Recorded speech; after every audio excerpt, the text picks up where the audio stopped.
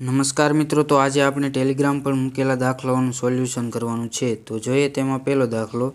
સમીર અને તનુજની ઉંમરનો ગુણોત્તર 8:15 આપેલ છે. એટલે અહીંયા આપણે સમીર અને તનુજની ઉંમરનો ગુણોત્તર 8:15 કરીએ. પછી શું કીધું છે, 9 વર્ષ પછી એટલે +9, બંને બાજુ +9 અને કેટલો થઈ જાય 11:18 એટલે 11:18. હવે અહીંયા આપણે આ બંનેનો ગુણાકાર કરવાનો. 18 × 8 કરીએ એટલે તેનો જવાબ 144 આવશે. 18 × 8 144 અને 11 × 15 કરીએ એટલે તેનો આવશે 165. હવે અહીંયા તેવી જ રીતે અહીંયા 18 × 9 અને 11 × 9 કરવાના. એટલે એ બંનેમાં 9 તો સામાન્ય આવશે, એટલે 9 સામાન્ય આવે એટલે 9 બહાર લખીએ અને આ બંનેનો તફાવત 7 આવશે. 18 - 11 કરીએ એટલે 7. હવે આ બંનેને આપણે બાદબાકી કરીએ એટલે 21 આવશે. -21 આવશે, પરંતુ એ ઓછાને આપણે ધ્યાનમાં લેવાના નહીં. તો હવે આ બંનેને આપણે ગુણોત્તરના છેદ ઉડાડીએ એટલે અહીંયા 7 તેરી 21 ને અહીંયા 3 વધશે. હવે 3 તેરી 9 એટલે આ 9 જશે, એટલે એક ગુણોત્તર બરાબર 3 આવશે. તો હવે અહીંયા શું કીધું છે, તેમની ઉંમર વચ્ચેનો તફાવત. અહીંયા આપણને બંનેનો ગુણોત્તર 8:15 આપેલ છે. હવે આ બંનેનો તફાવત કેટલો, 7 ગુણોત્તર થશે, 7 રેશિયા પ્રમાણે. તો અહીંયા આપણને 1:3 આપેલ છે. તો અહીંયા 7 રેશિયા બરાબર કેટલો થશે, 7 તેરી 21. તો અહીંયા આપણને બંનેની ઉંમરનો તફાવત અહીંયા 21 વર્ષ મળશે. પછીનો દાખલો જોઈએ તો 14 વિદ્યાર્થીઓનો સરેરાશ સ્કોર 71 તરીકે ગણવામાં આવ્યો હતો, પરંતુ પાછળથી જાણવા મળ્યું કે એક વિદ્યાર્થીના માર્ક્સ 56 ને બદલે અહીંયા આપણે 56 ને બદલે કેટલા 42 લીધા.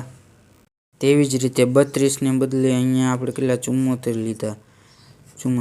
હવે આ બંનેનો સરવાળો કર્યો એટલે 6 ને 8 અને આ બંનેનો 8. હવે આ બંનેનો સરવાળો કરીએ એટલે અહીંયા આવશે 6 અને અહીંયા આવશે 11. તો હવે અહીંયા આપણે લેવાના હતા 88 અને લીધા આપણે 116. તો અહીંયા આપણે 116 - 88 કરીએ એટલે અહીંયા જવાબ આપણો 28 આવશે. હવે આ વધારે લેવાઈ ગયા છે, તો અહીંયા આપણે 71 સરેરાશ સ્કોર છે તેમાંથી બાદ કરવા પડશે.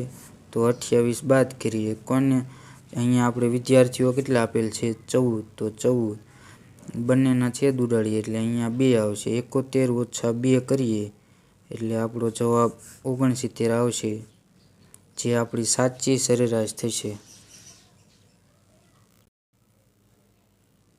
પછીનો દાખલો જોઈએ તો જો રાહુલ અને ગોવિંદા એક કામ અનુક્રમે 20 દિવસ અને 10 દિવસમાં, આપણે બંનેનું લખીએ 20 દિવસ અને 10 દિવસમાં, આ બંનેનો લસા લઈએ. લસા આપણે 20 આવશે. આ બંને 20/20 કર્યો એટલે 1 અને 20/10 કરવો એટલે 2. આ કાર્યક્ષમતા મળી. કાર્યક્ષમતા બંનેનો સરવાળો થશે 3. હવે શું કીધું છે, બંને એક સાથે કેટલા દિવસમાં કામ પૂરું કરી શકે. અહીંયા ટોટલ કામ 20 આપેલ છે અને બંનેની કાર્યક્ષમતાનો સરવાળો 3 છે. તો ભાગ્યા 3 કરવો એટલે અહીંયા આપણો જવાબ 20/3 આવશે. પછીનો દાખલો જોઈએ તો બે સંખ્યાનો ગુણોત્તર 7:5 આપેલ છે. 7:5. અહીંયા આપણે x લખીએ 7x ને 5x અને બંનેનો ગુણાકાર 875 બંનેનો ગુણાકાર. એટલે આપણે 7x × 5x બરાબર 875. એટલે અહીંયા આપણે 35 વડે ભાગીએ 875 ને, એટલે 35 × 2 = 70. અહીંયા 7, અહીંયા 5 અને અહીંયા 1. અહીંયા પાછળ એકમનો અંક 5 હોવાથી અહીંયા આપણે 5 વડે ગુણીએ તો જ એકમનો અંક 5 આવશે. તો અહીંયા 5 35 × 5 175 કરીએ એટલે 0 0. અહીંયા x² બરાબર 25 આવશે અને x બરાબર 5 આવશે. તો હવે અહીંયા શું કીધું છે, મોટી સંખ્યા. તો મોટી સંખ્યા આપણે 7x થશે. તો અને x બરાબર 5 આપેલ છે, તો 7 × 5 = 35, એટલે સાચો જવાબ અહીંયા 35 થશે. આગળનો દાખલો જોઈએ તો ટ્રેન 10 સેકન્ડમાં 120 મીટર લાંબા પ્લેટફોર્મ અને 4 સેકન્ડમાં એક પોલ પાર કરે છે. તો તો તેની ઝડપ આપણે કિલોમીટર પ્રતિ કલાકમાં મેળવવાની છે. તો અહીંયા આપણે 120 મીટર લાંબા પ્લેટફોર્મ વત્તા x એટલે આપણે ટ્રેનની લંબાઈ ધારી લીધી છે, છેદમાં 10 કરીએ. અને તેવી જ રીતે એક પોલ એટલે ટ્રેન પોતાની લંબાઈને પાર કરતા 4 સેકન્ડ એટલે અહીંયા 4 સેકન્ડ. હવે આ બંનેનો ચોકડી ગુણાકાર કરીએ તો 12 ચોક 48, 480 વત્તા 4x બરાબર 10x થશે. તો અહીંયા આપણે એક્સને કરતાં કરીએ 6x બરાબર 480 થશે. એક્સ બરાબર આપણે અહીંયા 8 છક 48 એટલે 80 આવશે. અહીંયા આપણને x બરાબર 80 એટલે અહીંયા ટ્રેનની લંબાઈ 80 મીટર આપી અને 4 સેકન્ડમાં પાર કરી એટલે 80/4 એટલે અહીંયા 20 મીટર પ્રતિ સેકન્ડ આવશે. 20 મીટર પ્રતિ સેકન્ડને આપણે કિલોમીટર પ્રતિ કલાકમાં ફેરવવા માટે 18/5 કરીએ એટલે અહીંયા 5 અને 4 18 ચોક 72 એટલે અહીંયા 72 કિલોમીટર પ્રતિ કલાકની ઝડપ થશે. આગળનો દાખલો જોઈએ તો અહીંયા આપણને બહુલક મેળવવાનું કીધો છે. તો અહીંયા સૌથી વધુ જે પણ સંખ્યા રિપીટ થતી હોય તે આપણો બહુલક થશે. તો સૌથી વધુ 70 રિપીટ થાય છે 3 વખત, બાકી બધી 2 વખત થાય છે. તેથી અહીંયા આપણો બહુલક 70 આવશે. આગળનો દાખલો જોઈએ તો 1 રૂપિયા 50 પૈસા અને 25 પૈસાના મૂલ્યના સિક્કાની કિંમતનો સરવાળો 210 રૂપિયા છે અને 5:6:8ના ગુણોત્તરમાં આપેલ છે. તો 1 રૂપિયાની સંખ્યા કેટલી તે મેળવવાનું છે. તો અહીંયા આપણે 5:6:8ના ગુણોત્તરમાં ત્રણેય પૈસાને કરીએ રૂપિયામાં તો અહીંયા છેદમાં 1 અને 50ને રૂપિયામાં કરીએ એટલે 1/2 અને 25ને કરીએ એટલે 4. હવે છેદમાં લસા લઈએ એટલે લસા 4 આવશે એટલે અહીંયા 20, પછી અહીંયા 6 દુ 12 અને અહીંયા 8. હવે આ ત્રણેયનો સરવાળો કરીએ એટલે સરવાળો અહીંયા 40 આવશે. પરંતુ સરવાળો કરતાં પહેલાં અહીંયા આપણે છેદ ઉડાડીએ તો 4 વડે ભાગ ચાલશે બધામાં. તો અહીંયા 5 આવશે. 20 5 ચોક 20 એટલે અહીંયા 5 અને 3 ચોક 12 એટલે અહીંયા 3 અને અહીંયા 2 આવશે. તો હવે બધાનો સરવાળો કરીએ એટલે 10 આવશે. તો 10 રેશિયો બરાબર 210 રૂપિયા થશે. તો 1 રેશિયો બરાબર 21. તો હવે અહીંયા આપણને 1 રૂપિયાની સિક્કાની સંખ્યા મેળવવાનું કીધું છે અને તેનો ગુણોત્તર 5:6:8ના ગુણોત્તરમાં આપેલ છે.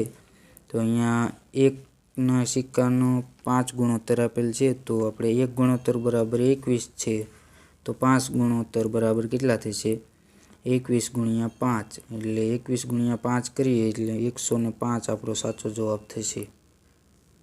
આગળનો દાખલો જોઈએ તો સંખ્યા પહેલાં 10%. 10%ને આપણે અહીંયા 10/100 એટલે 10 થી 11 થશે.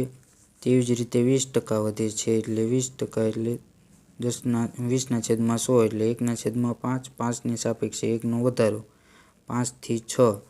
તો હવે અહીંયા બંનેનો ગુણાકાર કરીએ એટલે 10 × 5 એટલે 50 અને અહીંયા 66. આ બંનેનો તફાવત 16 આવશે. 50ની સાપેક્ષે તો 50 અને ગુણ્યા 100. તો બંનેનો છેદ ઉડાડીએ એટલે અહીંયા 2 આવશે એટલે આપણો 32%. તો મૂળ સંખ્યામાં 32%નો વધારો થશે. આગળનો દાખલો જોઈએ તો જો રામ 500 રૂપિયાનો એક લેખ એટલે કોઈ વસ્તુ 20%ના નફામાં શ્યામને વેચે છે એટલે 20%નો નફો 5 થી 6. પછી શ્યામ તેને મોહનને 10%માં નફામાં વેચે છે એટલે 10 થી 11. તો મોહનની કિંમત શું હશે? તો અહીંયા 50. આપણે 50 બરાબર આ રામની કિંમત થશે અને છેલ્લે મોહન આવ્યો એટલે આ મોહનની કિંમત થશે. બધા જ દાખલામાં પહેલાંની અને છેલ્લાની જ આપણને મેળવવાનું કીધું હશે. તો અહીંયા 50 બરાબર 500 થશે. તો 1 બરાબર અહીંયા આપણને 10 મળશે. તો અહીંયા કેટલા છે? 66 આવશે. 11 × 6 કરો એટલે 66. તો 1 બરાબર 10 આપેલ છે તો 66 બરાબર 660 થશે. તો સાચો જવાબ અહીંયા 660 રૂપિયા આવશે. આગળનો દાખલો જોઈએ તો 80 રૂપિયાની એક વસ્તુ માટે 100 રૂપિયા વેચાણ પર કેટલા ટકા નફો થશે? તો અહીંયા 80 રૂપિયા એ આપણે ખરીદ કિંમત થશે અને 100 રૂપિયા એ વેચાણ કિંમત એટલે 80 અને 100 બંનેનો વચ્ચેનો તફાવત 20. અહીંયા હંમેશા નફો આપણે ખરીદ કિંમત ઉપર લઈએ એટલે છેદમાં 80. તો 0 0 કેન્સલ, 1/4 અને ગુણ્યા 100 એટલે અહીંયા આવશે 25% નફો થશે. આગળનો દાખલો જોઈએ તો સમીરની ઉંમર અને તેના પિતાની ઉંમરના ચોથા ભાગની છે. સમીરની ઉંમર તેના પિતાની ઉંમરના ચોથા ભાગની, એટલે પિતાની ઉંમર આપણે 4x કરીએ તો સમીરની ઉંમર x થશે. હવે આગળ શું કીધું છે, તેની બેન રીમાની ઉંમર 2/3 છે સમીરથી 2/3 એટલે અહીંયા સમીર અને રીમાની ઉંમર 2/3. હવે સમીરના છેદમાં રીમા કરીએ એટલે 2/3 આવશે અને x બંને બાજુ આપણે લગાડી દઈએ.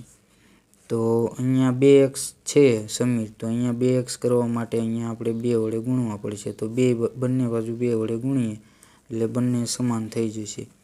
તો અહીંયા સમીરનો 2x, રીમાના 3x અને તેમના પિતાના 8x થશે, કારણ કે આ બંને ગુણાઈ જશે એટલે 8x. x કેન્સલ કરીએ એટલે 2/3/8નો અહીંયા આપણને ગુણોત્તર મળશે. તો સાચો જવાબ અહીંયા C આવશે.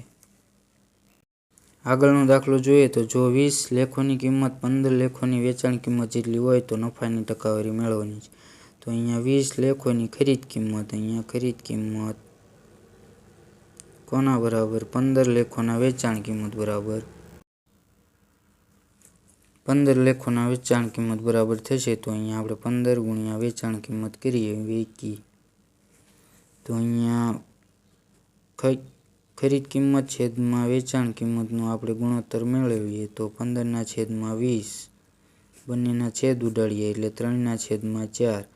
હવે આ બંને વચ્ચેનો તફાવત 1 આવશે અને હંમેશા નફો આપણે શેના પર, ખરીદ કિંમત પર ગણીએ છીએ. તો ખરીદ કિંમત અહીંયા 3 ગુણોત્તરમાં આપેલ છે તો છેદમાં 3 ગુણ્યા 100.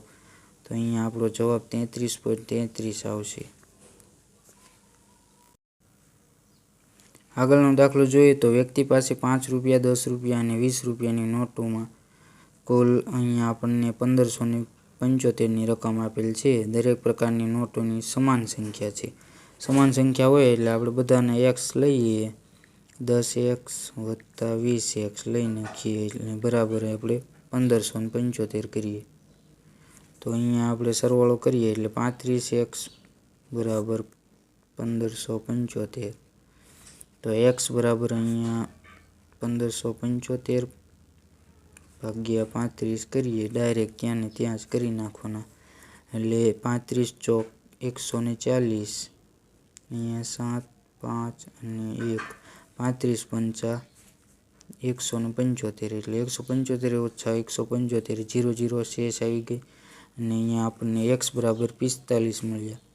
તો તેની પાસે કુલ નોટો કેટલી છે, તો હવે કુલ નોટો મેળવવા માટે 35x કુલ નોટો છે અને x બરાબર આપણને 35x અહીંયા આપણને કુલ રૂપિયા આપેલ છે. તો અહીંયા આપણે x આપણે 3x જે નોટોનો પ્રકાર સમાન નોટો આપેલ છે તો x બરાબર 1 નોટ થશે 5ની. તેવી જ રીતે 3ની નોટ આપેલ છે તો અહીંયા આપણે 45 ગુણ્યા 3 કરીએ તો 3ની નોટોનો આપણને સરવાળો મળી જશે. એટલે 3 5 15 અને 15 1 4 3 12 ને 1 13 એટલે 135 જવાબ અહીંયા આવશે સાચો. આગળનો દાખલો જોઈએ તો અહીંયા આપણને શ્રેણી આપેલ છે 25 26 28 37 અને 101. તો હવે આ બંનેનો તફાવત લઈએ તો 1, આ બંનેનો તફાવત લઈએ તો 2, આ બંનેનો તફાવત લઈએ એટલે 9, આ બંનેનો તફાવત લઈએ એટલે 64 આવે. તો અહીંયા 1ની 1 ઘાત, 1ની 0 ઘાત, 1ની 0 ઘાત કરીએ તો પણ 1 જ આવે. 2ની 1 ઘાત કરીએ એટલે 2, 3ની 2 ઘાત કરીએ એટલે 9 અને 4ની 3 ઘાત કરીએ એટલે 64 આવશે. તેવી જ રીતે આપણે 5ની 4 ઘાત કરીએ તો જવાબ અહીંયા આપણે 125 ગુણ્યા 5 કરીએ એટલે 625 ગુણ્યા 5 એટલે 625. તો 101 વત્તા 625 કરવાના રહેશે આપણે.